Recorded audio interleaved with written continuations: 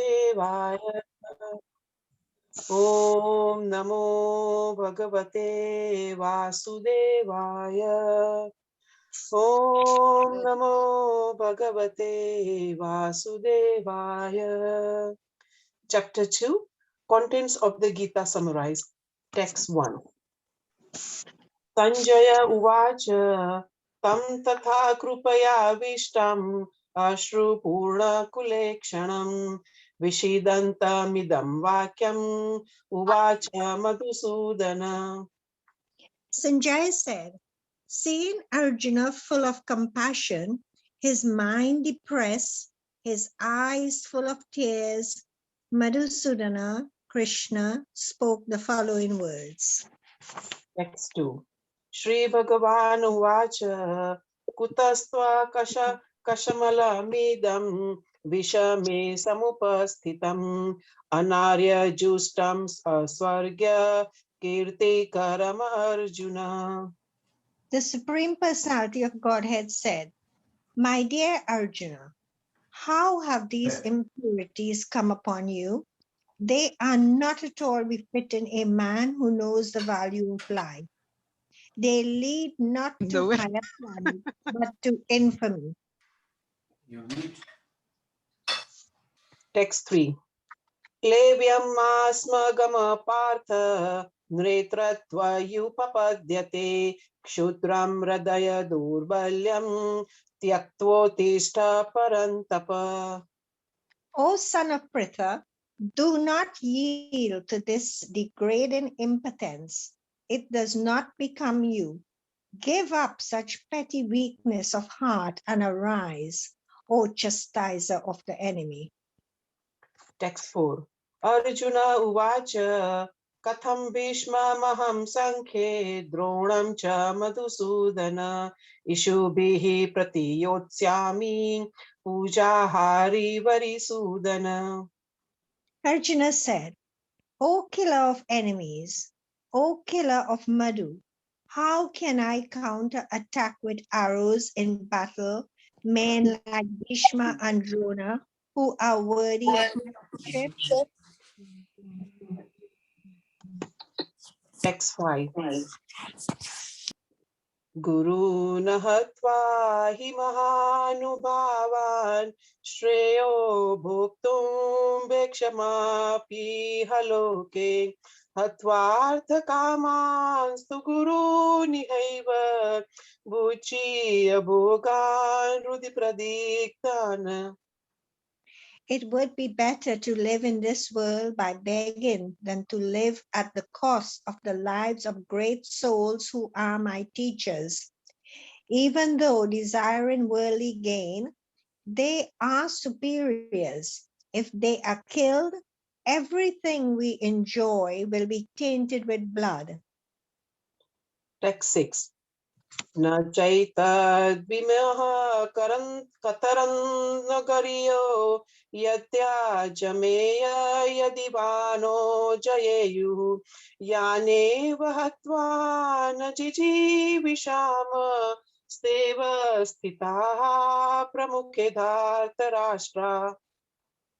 Nor do we know which is better, conquering them or being conquered by them. If we kill the sons of Dhritarashtra, we should not care to live. Yet they are now standing before us on the battlefield. Text 7. Kaparnyadoshopahat svabhava pruchami tvam dharma samudacheta yachreyasnanin nishchitam bruhitan me shishyastaham shadimatvam prapannam. Now I am confused about my duty and have lost all composure because of miserly weakness. In this condition, I am asking you to tell me for certain what is best for me. Now I am your disciple and a soul surrendered unto you. Please instruct me. Text 8. Nahi prapashyami mama panudyada यच्चोकमुच्चोणमिन्द्रियाणाम् अवाप्य भूभावसपन्तमुद्धं राज्यं सुराणामपि चाधिपत्यम्. I can find no means to drive away this grief which is drying up my senses. I will not be able to dispel it, even if I win a prosperous, unrivaled kingdom on earth with sovereignty, like the demigods in heaven. Text 9. Sanjaya Uvacha Eva Muktva Rushikesham Gudakesha Parantapah Nayotsya Ivi Govinda Muktva Tushni Bapuvaha. Sanjay said, having spoken thus, Arjuna, chastiser of enemies, told Krishna, Govinda, I shall not fight, and fell silent. Text 10. Tamuvacha Rushikesha Prahasaniva Bharata Senayoryubhayor Madhye Vishidantamidam Vachaha. O descendant of Bharata, at that time Krishna, smiling in the midst of both the enemies, spoke the following words to grief-stricken Arjuna. Text 11. Shri Bhagavan Uvacha Asochananyavashocastam Prajnavadanscha Bhashase Gatasun va Nanu Sochanti Panditaha. The Supreme Personality of Godhead said, while speaking learned words, you are mourning for what is not worthy of grief. Those who are wise lament neither for the living nor for the dead. Text 12. Na sevaham jatu nasam na tvam neme janadipaha na chaiva na bhavishyama. Sorry, text gone wrong. Sorry, Mataji. न चैव न भविष्यामः सर्वे क्यमतः परम्. Neither was there a time when I did not exist, nor you, nor all these kings, nor in the future shall any of us cease to be. Text 13.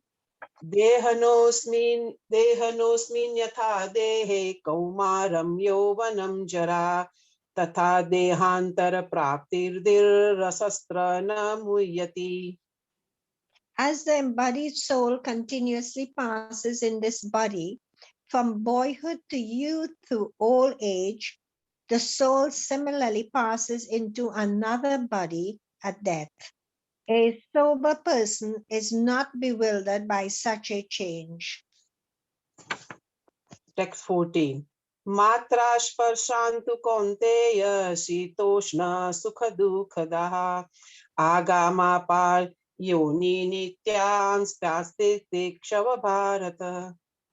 O son of Kunti, the non-permanent appearance of happiness and distress and their disappearance in due course are like the appearance and disappearance of winter and summer seasons. They arise from sense perception, ocean of Bharata, and one must learn to tolerate them without being disturbed. Text 15.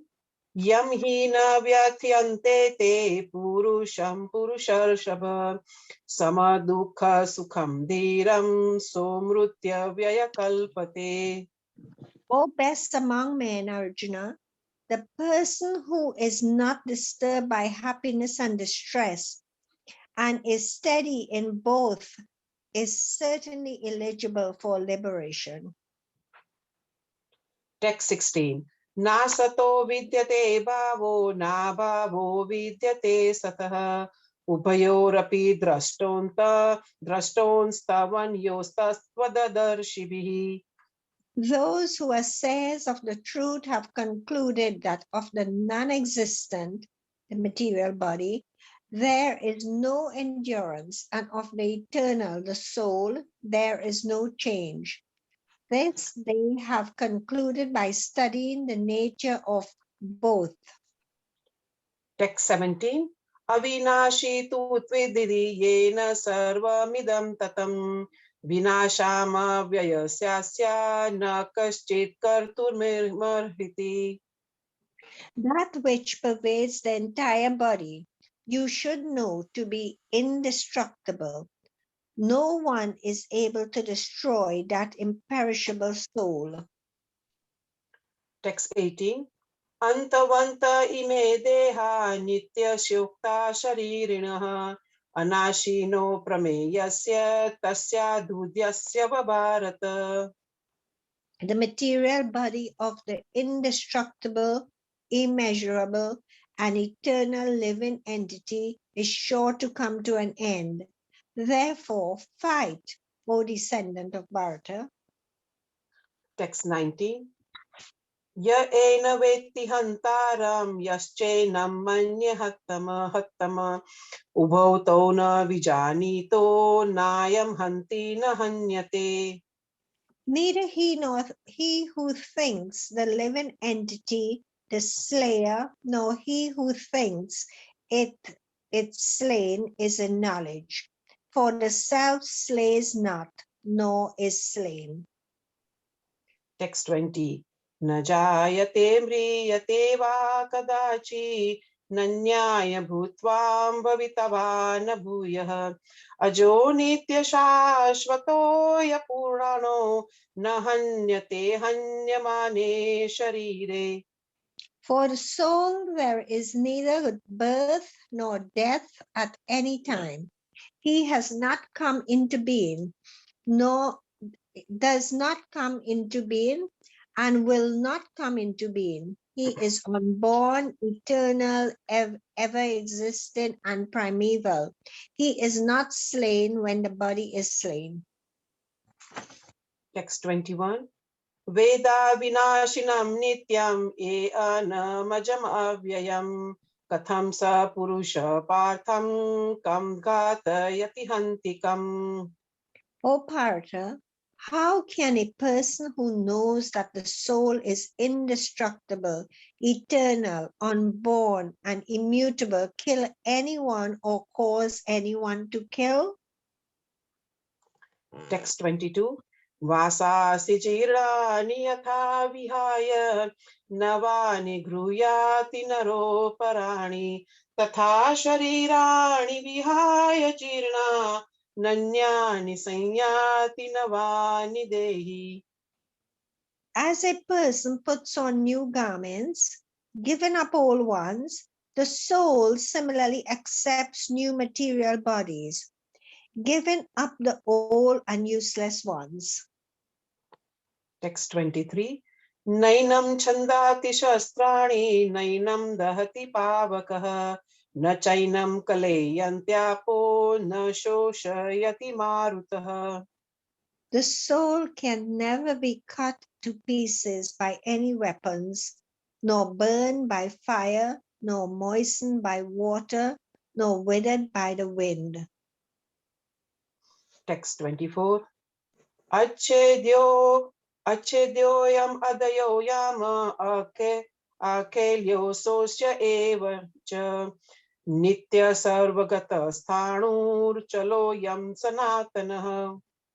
This individual soul is unbreakable and insoluble, and can be neither burned nor dried. He is everlasting, present everywhere, unchangeable, immovable, and eternally the same. Hare Krishna. Hare Krishna. Please forgive my mispronunciation. Thank you very much. That was wonderful, both of you. Thank you so much for reciting. Thank you. Thank you. So yeah, I am back again because for some reason Manu Prabhu had some emergency. He couldn't do it. And I'm sorry to say that I only started preparing at 5 o'clock. So I'm not sure what's going to happen, but I will leave it to Krishna and all your mercy. Please bless me that we can take something out of the verse that we will discuss. So unfortunately, I don't have a PowerPoint today because I didn't have the time to prepare. So first, let me just get the verse up in a minute.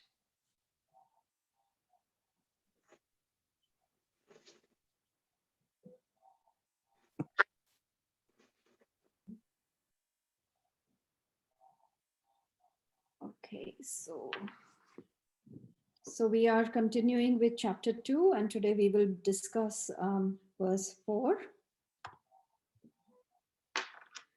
Arjuna uvacha katham bhishmam aham sankhe dronam cha madhusudana ishubhi pratiyotsami pujarhav arisudana. Translation in purport by Srila Prabhupada. Srila Prabhupada ki jai. Arjuna said, O killer of enemies, O killer of Madhu, how can I counterattack with arrows in battle? Men like Bhishma and Drona who are worthy of my worship. Because the purport is very small, I will just read it.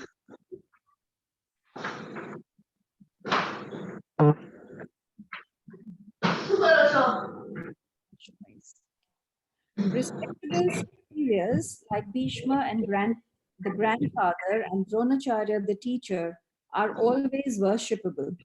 Even if they attack, they should not be counterattacked. It is general etiquette that superiors are not to be offered even a verbal fight. Even if they are sometimes harsh in behavior, they should not be harshly treated.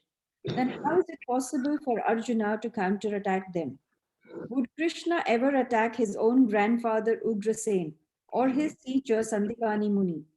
These were some of the arguments offered by Arjuna to Krishna. May I request everybody to be on mute because otherwise there's just too much noise in the background. Right, okay. Okay, so as we've discussed in the previous few verses where Arjuna has offered a lot of arguments why he should not be fighting. And in his mind, he's thinking that I have given so many wonderful reasons and arguments based on Dharma Shastra that I should not fight, and the Lord will understand. And now Krishna will say, all right, let's turn back the chariot, let's go home. But that does not happen, unfortunately. And in fact, Krishna is using very, very harsh words and asking Arjuna to fight. Because imagine they are on the battlefield, the bugles have been blown and everybody is ready for a war. Krishna is almost telling Arjuna, let's have all this discussion later on. Right now, it is an emergency. Right now, you get up, uttishta. He says in verse 3, uttishta, just get up and fight, right? So even after hearing these harsh words, Arjuna is talking to Krishna, and he is presenting again a further argument why he should not fight this battle. Okay, so he says, Katam Bhishmam Aham Shankhe Dronam Cha Madhusudana. So what he's doing now is bringing the attention, the center of attention here in this particular verse is Bhishma and Dronacharya. So he's thinking of these respectable people, my grandfather, my teacher, they are so respectable. How can I fight with them? So what we'll do is we'll discuss, there are three main points in this verse, and we will discuss these main points. So the first one is how Arjuna is trying to argue that he should not attack Bhishma and Drona. The second point that we will try and understand is that who is respectable and who is deplorable. And then the third point that we will discuss is use of the terms Madhusudana and Arisudana for Krishna. So here Arjuna is actually making a very, very strong point. And he's trying to incite personal emotions in Krishna by using, these personalities as Bhishma and Drona. Previously, in the previous verses, we've seen how Krishna says, he says to Arjuna, Kutasva Kashmalam. He says, how has this dirtiness entered your heart? I have been with you always. I am with you right now. You are my wonderful friend, and how has all these thoughts come into you? How have you become, how weak hearted, Krishna is saying. So Arjuna was actually shattered that all his reasons were considered not important at all. He was hoping that, these reasons will, Krishna will understand and there will be no fight. And now he's seen that, those reasons were not acceptable. So now he's bringing personalities like Bhishma and Drona, because he feels this is the only hope that I have where Krishna will understand and the fight, the war will be avoided. So Arjuna is saying, how can I fight against these respectable people, like Bhishma and Drona, who are not only respectable for me, but Krishna, they are respectable to you also. Whenever Krishna would visit Hastinapur, he would pay obeisances to Bhishma. Now, Bhishma is a Mahajan, and Bhishma knew he's such a great personality, and he in fact he asked Krishna, you're the supreme personality. Why would you pay obeisances to me? And Krishna says that, you are older to me in age, and you have so much knowledge. So Krishna would always show so much respect to Bhishma. So here Arjuna is trying to arouse those sentiments in Krishna, trying to get Krishna to understand that not only are they respectable for me, but they are also respectable for you. So how can we fight like this? If we remember the incident, or if we remember the story of Mahabharata, where after the war, Yudhishthir is so very upset, and Krishna is trying to pacify Yudhishthir, but Yudhishthir does not get pacified, and then Krishna decides to take Yudhishthir to Bhishma, because knowing that Bhishma is, he has so much knowledge, and of course he wanted to glorify his devotee, he wanted to glorify Bhishma, but the point is that Krishna had so much respect for Bhishma. So Arjuna is trying to invoke all those emotions in Krishna so that we don't fight. So here there is almost like, it's not even, it's going beyond a discussion where Krishna is saying that if you don't fight, Arjuna, then that will be sinful. And Arjuna is saying, if I fight, then that will be sinful. So now the question is that um, who and what is respectable and what is deplorable? That is the question that one should ask here. Because so we'll look at it. We'll just discuss a couple of points so that this thing is really clear in all our heads. So we look at it from 3 points. One is the object, the situation, and people. So coming to the object. Now we all know and understand that eating good food gives us energy, is good for us. I'm sorry, there's some sounds. So we all know that eating food it gives us energy, and it's important for us. But think about this: we made chapati. Chapati is good for us, yes.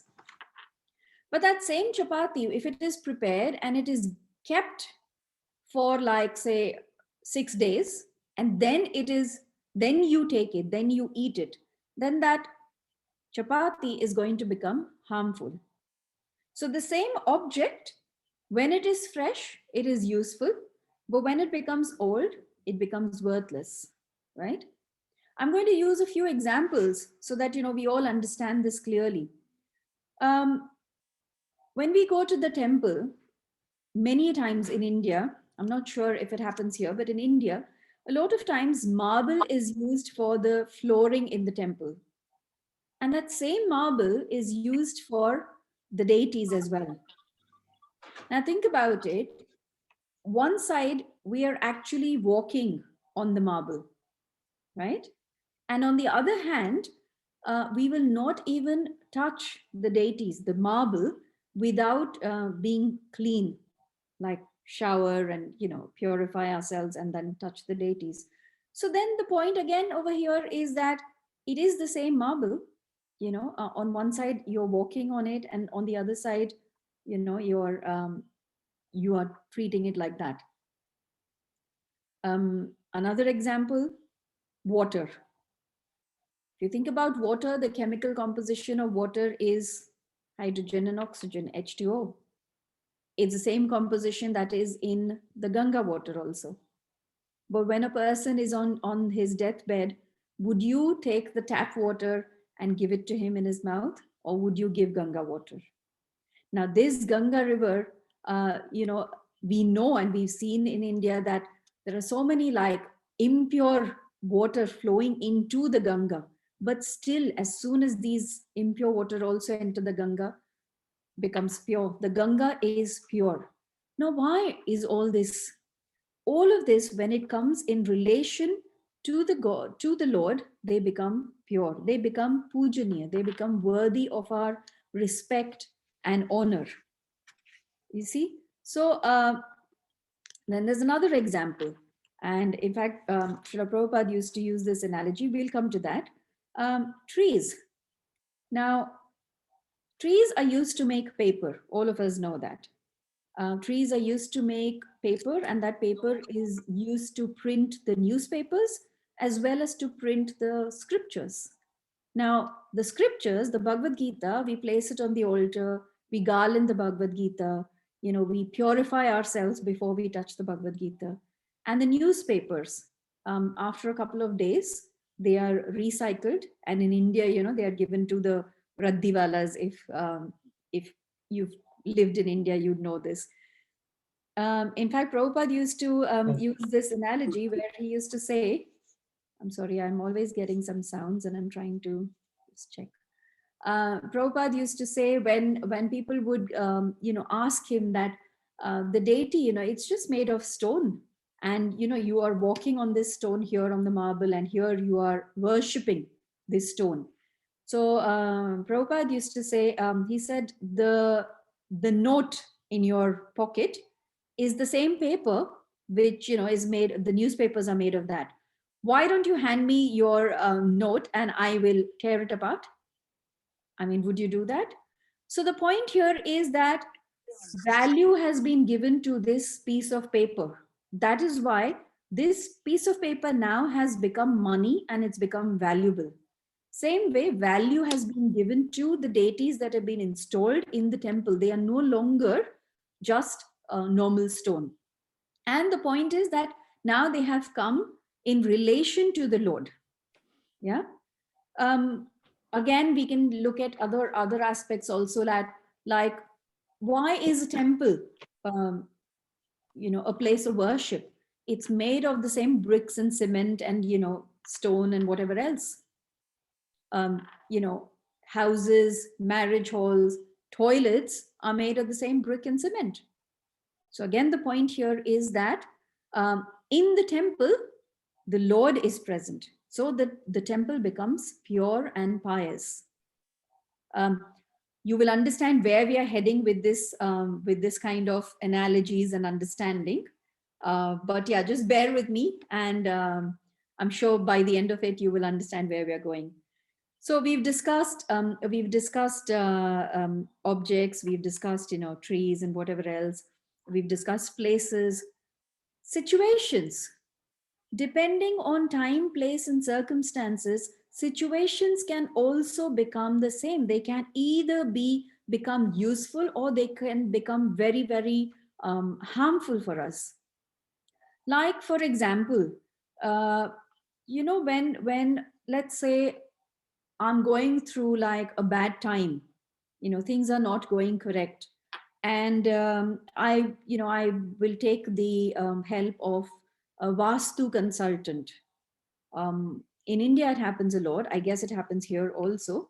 So, so a Vastu consultant will come home and, he'll use these big terms. Oh, the Agni is not right here. this corner is not right, you need to break this, you need to shift your kitchen, you need to do all of that. Now the point here is, the situation which is bad for me, that same situation actually is good for the Vastu consultant, because he is making money out of it. He is getting his business out of it, isn't it? So now here Arjuna is thinking that this situation is very bad. It is ashubh that, you know, we are going to have this war with our friends and relatives and grandfather and teachers. But for Krishna, he is thinking, I have this opportunity where I can use Arjuna and the Pandavas as an instrument to establish dharma. You know, so many impious people will get killed at the same time. So for him, it is a very, very shubh, auspicious thing that is happening. See, again, it's, you know, situations sometimes can be desirable, sometimes are not desirable. And again, it depends. And when we look at it, like let's take an example that a person has gone to a doctor with very high fever.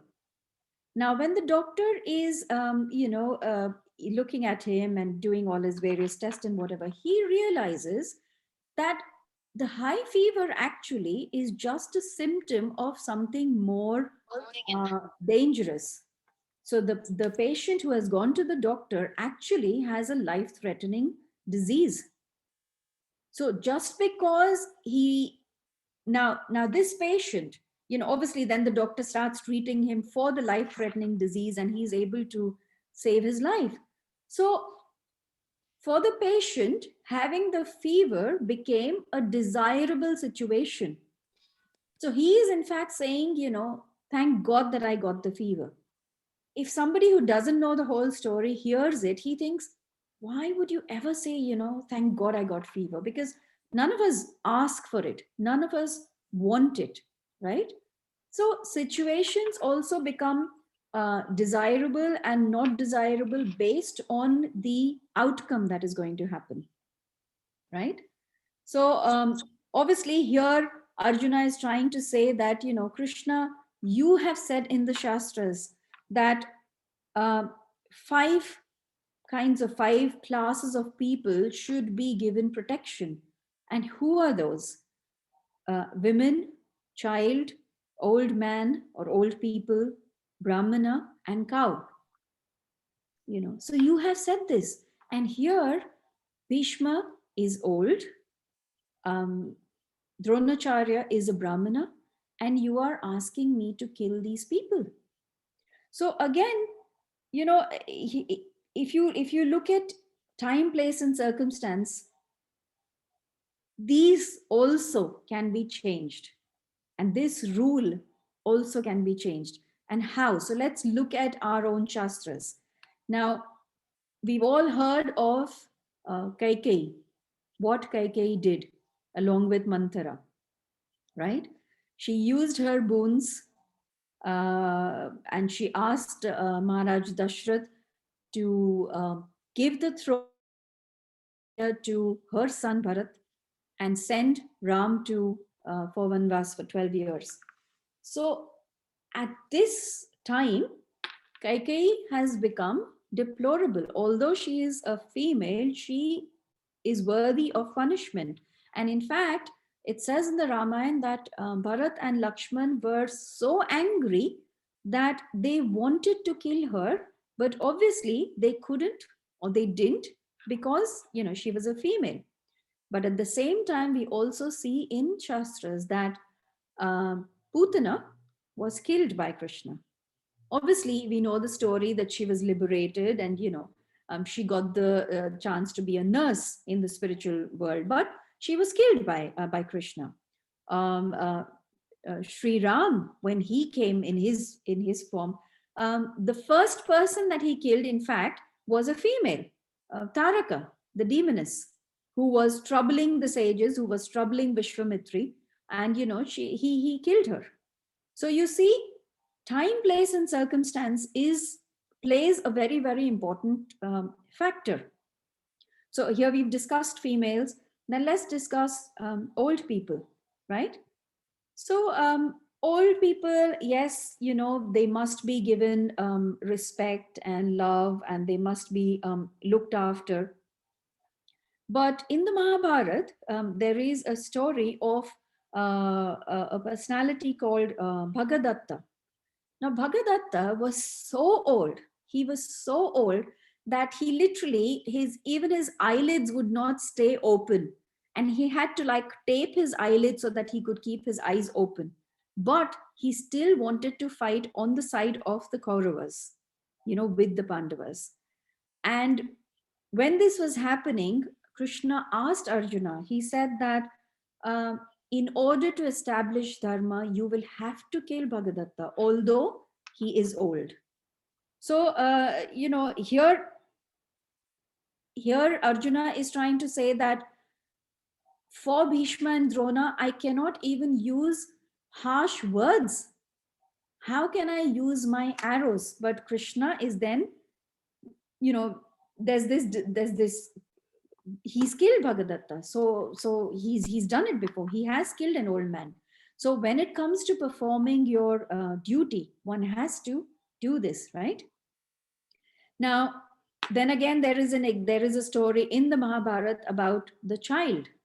So Karna's son, Vrishasena was attacking Arjuna, and Arjuna had saved this arrow for Karna, and he was waiting for the correct time to use this arrow on Karna. But because Vrishasena was constantly attacking him, Arjuna was not able to do what he wanted to and what he was meant to do. So at that time, again, Krishna advised that you must kill him. Although he is a minor, he is a child, but you must kill him, right? Then we come to, I hope you're all with me and I'm not going too fast, but there is quite a bit to actually churn in this verse. So yeah. Then we come to the Brahmanas. Now, there are examples in our Shastras where the Brahmanas, like the story of Parshuram. Parshuram had a battle, had a fight with Sri Ram, but Sri Ram did not kill him. He also had a fight with Bhishma. I think most of you know the story where Parshuram was asking Bhishma to marry, I forget the name of, because they're all Ambika, Ambala, and all of them, but one of them. And sorry? Amba. Amba, yes, thank you.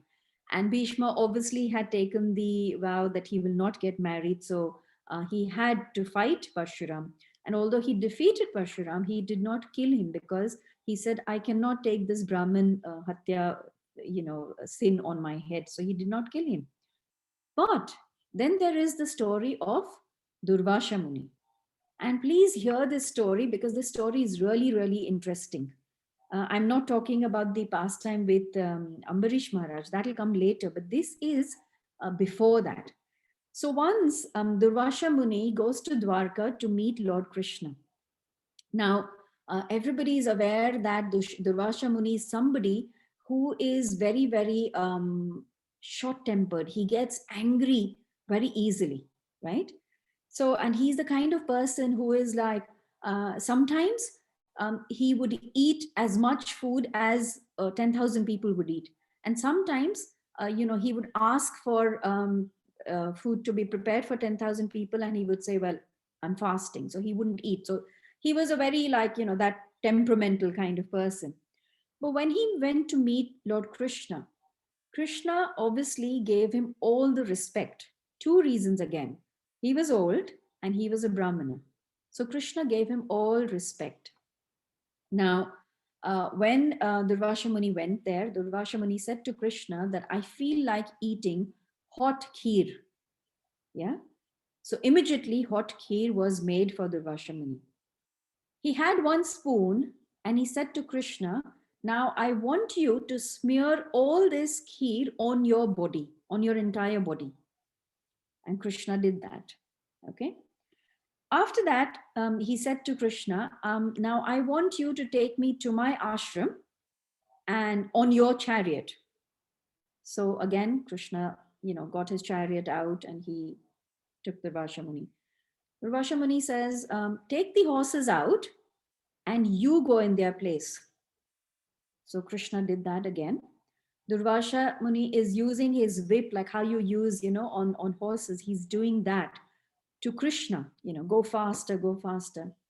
Krishna was not angry at all. After all this that had happened, Durvasha Muni actually fell at the feet of Lord Krishna and he said, I was just testing you, and nobody except you could tolerate all this and not be angry, right? But now we come to the story of Ambarish Maharaj. When I'll not go into the full detail of the story because I'm sure a lot of us have, we've heard this. When Durvasha Muni tried to harm Ambarish Maharaj, at that time, Krishna released his Sudarshan Chakra in order to kill Durvasha Muni. You see that Krishna can tolerate whatever happens to him, but he cannot tolerate the hurt to his devotee, right? So he was willing to kill a Brahmana at this time. And then we come to the last of the 5 groups that should not be killed. And the last is the cow. Now, Krishna is called Gopal, cow. He's protector of the cow. But he killed Vatsasura. Why? Because he came in the guise of a asur, as a demon. So he killed. So here, what is being said is, yes, that these 5 should be protected and respected, but for establishment of dharma and according to the time, place, and circumstance, one has to attack as well. So Prabhupada in his lecture says that yes, Bhishma is elderly, Dronacharya is the guru, but Jiva Goswami says that when can a guru be rejected? When a guru is karya ajanataha, means he doesn't know what to do and what not to do. At such times, a guru can be rejected. So here, Dronacharya is looking at the material point that, Duryodhan has maintained me. And that is why I have to be on his side. Obviously, there are other reasons that, Duryodhan is looking after Dronacharya's son also. And so, those ulterior motives have come into picture. So somewhere, Krishna is not in the center here for Dronacharya. And same way for Bhishma Dev. Obviously, when we go deeper, we understand that, through his devotees, Krishna is always teaching us lessons. But if we just look at this, like, just this scenario. So here, Bhishma Dev knew what is right, knew that the Pandavas are right and the Kauravas are wrong.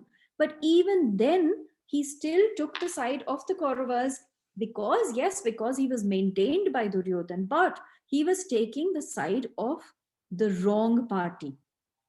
So that is why, although these rules are there in the Shastra, and although all of these things are there, but now understand that you will see why all these analogies were used of the object, of the place, of the people, because if they are not connected to the Lord,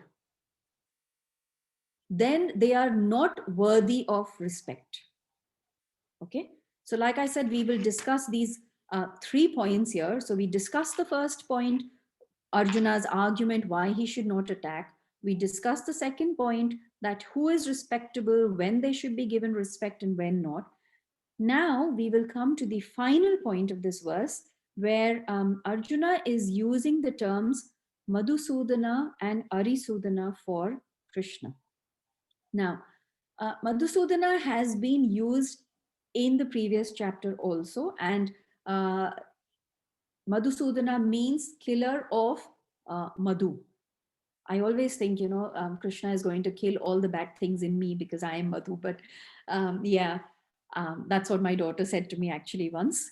But anyway, so yes, Krishna is the killer of the demon Madhu. But there is another very, very interesting aspect. And that is, Krishna is called Madhav. He's given the name Madhav because he comes from this Chandravansha, right? And it is said that in his ancestors, there was a very, very religious and dharmic king called Madhu, right? Based on that, in fact, Krishna is given the name Madhav because of this king who was he was his ancestor. So Arjuna is actually reminding Krishna that, yes, you can kill the demon Madhu, but would you kill your ancestor Madhu? And now you are asking me to kill my family members. You are asking me to kill my grandfathers and my friends and relatives. So that is why he's using the term Madhusudana, right? Then Arisudana. Ari means enemy. So Arjuna is telling Krishna that yes, you are killer of enemies, but you don't kill people who are not your enemies. So why are you telling me to kill my friends and family? They have done wrong, but it is okay. I am willing to forgive them. They are not my enemies. So why are you asking me to kill these people? So the names, the terms that is being used by Arjuna in this verse is because he's trying to remind Krishna that, you wouldn't do these things. So why are you asking me to do these things? Okay. So yes, this is, so in summary, what we've discussed is why Arjuna thinks he should not kill Bhishma and Drona. Then we have understood that according to time, place, and circumstance, sometimes the same object, the same people, or the same place could be worthy of respect or could be something which is not respectable. And then we have discussed the use of Madhusudana and Arisudana in this verse. I hope all of this has made sense to you. Please forgive me for mistakes I've made because this was a very, very quick preparation. And if you have any questions, corrections, realizations, please do share here. Thank you.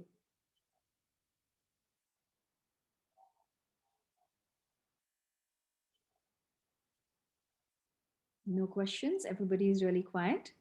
Hare Krishna, Madhu Kumari. Oh, Hare Krishna, Palika Mataji.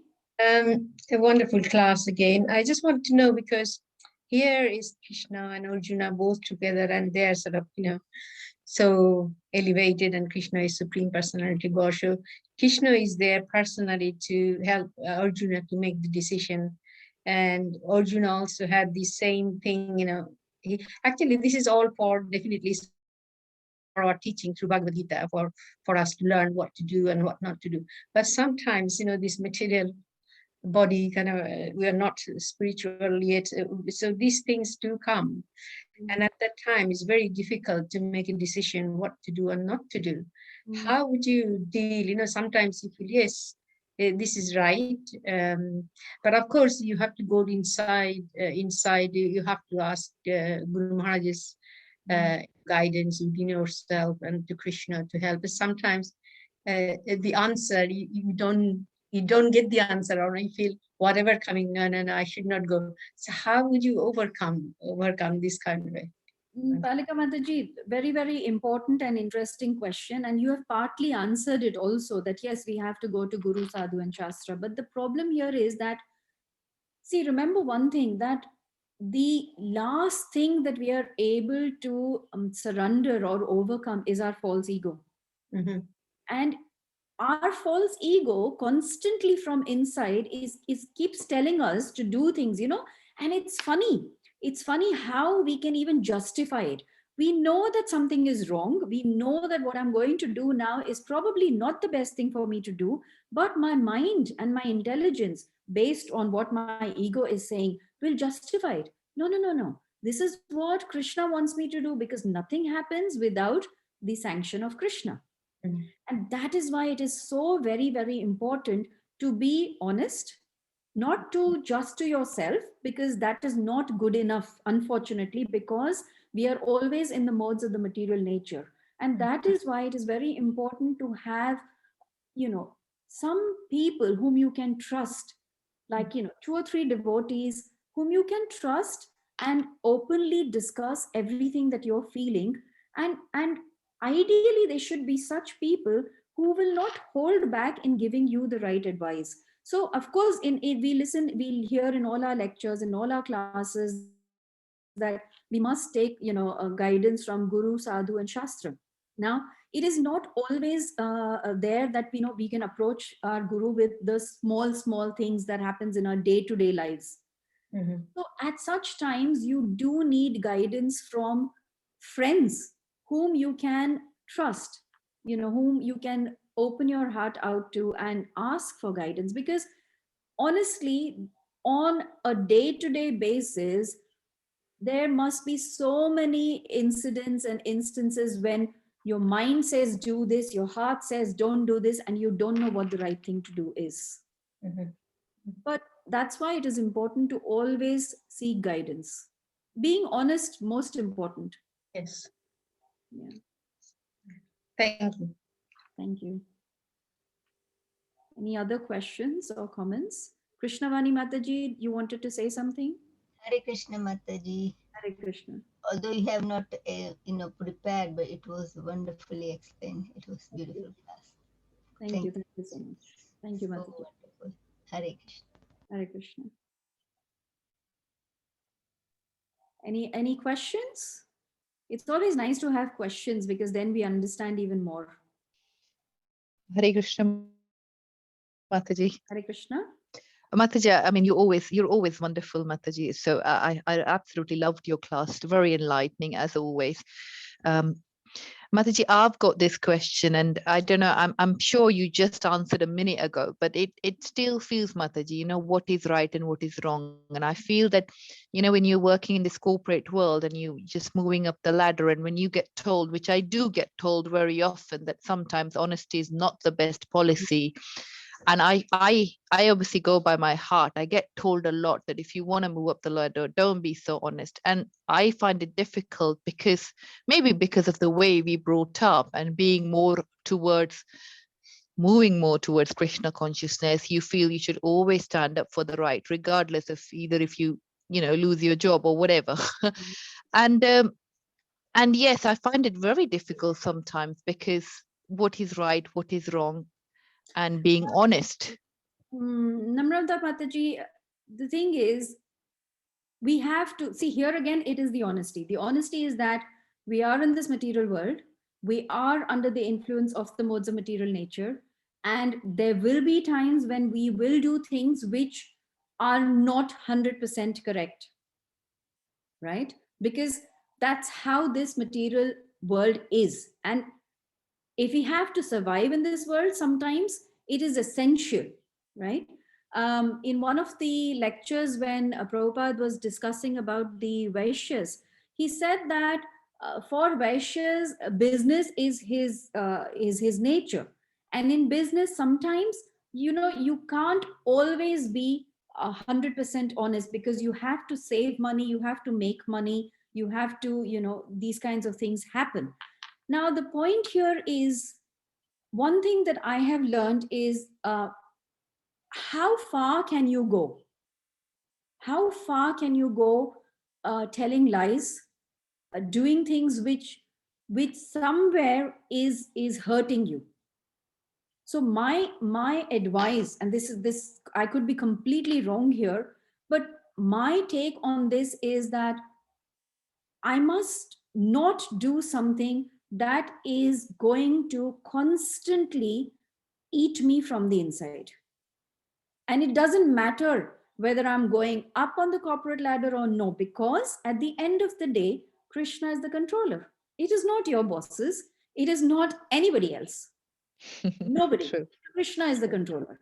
So if I think that this is wrong and I don't want to do it, don't do it. It doesn't matter. What's the worst that's going to happen? Krishna is the controller. He is going to look after us. See, that's the faith that we need to have, all of us. In fact, this morning, His Holiness Atmanivedan Maharaj was giving a class at the manor, and he was talking exactly about this. Do we have that faith? Do we have that faith where we can, where we know that no matter what, whatever Krishna will do will be right for me? So I'm nobody to offer any kind of advice or anything, and there are much more senior devotees here, but I would say that never do anything which is going to eat you from inside, because that's not going to benefit you. Hare Krishna. Thank you, Mataji. Yeah. Any other questions, comments, corrections, anything? If not, then I guess we could end. But if there are any questions, please feel free. Even corrections, comments. Hare Krishna, Mataji. Yes, I totally agree with you, Mataji. That, like at the end, it's not the end of the world. So you have to be honest. And ultimately, everything is in Krishna's hands. So what is going to happen is going to happen. Correct. So it's the best is to stick to our truthfulness. Correct, Krishnavani Mataji. I feel that at the end of the day, it's your conscience and you are going to be answerable to yourself before you're answerable to your friends, your family, your relatives, to your Guru Maharaj, to Krishna. You're answerable also to yourself. And if you're not happy with doing something, that, why should you do it then, is what I think. Yeah. Thank you, Krishnavani Mataji. Hare Krishna. All right, so we will stop here. Thank you very much for joining. Vanchakalpatrubhascha kripa sindhubhya eva cha patitanam pavanebhyo vaishnavebhyo namo namah. Thank you very much for joining. Please keep safe, all of you, and thank you for joining every evening. It's wonderful to have your association. And Thank all- you very much. Hare Krishna. thank Hare you. Krishna. Thank you. Hare Krishna, Hare Krishna. Thank you, Mataji, Mataji. thank you for the wonderful class. Thank you.